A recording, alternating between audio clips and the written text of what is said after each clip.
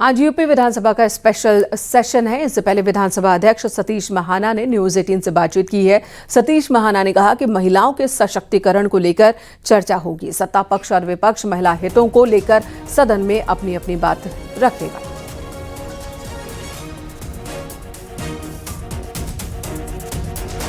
सरकार ने महिला सशक्तिकरण, उनके अधिकारों के लिए, उसकी प्रगति के लिए आज यहाँ पर एक चर्चा का लाइए विषय, उसके ऊपर चर्चा होगी।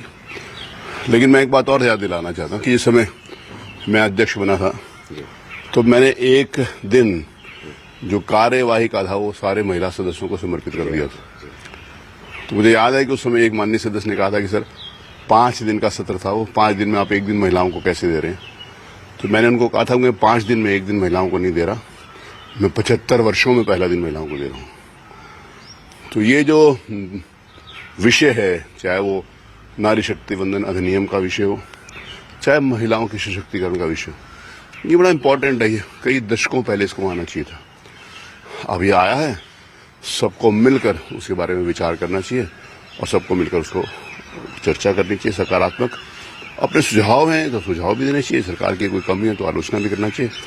लेकिन सरकार के द्वारा जो महिलाओं के लिए, महिला सशक्तिकरण के लिए किया जा रहा है और जो प्रस्तावित है, उसके ऊपर भी एक पॉजिटिव चर्चा होनी चाहिए। सर, उत्तर प्रदेश की विधानसभा को हमने देखा, विधानसभा अध्यक्ष बने, दिन में भी चर्चा हुई, रात में भी चर्चा हुई और विधानसभा बहुत लंबे समय तक चली।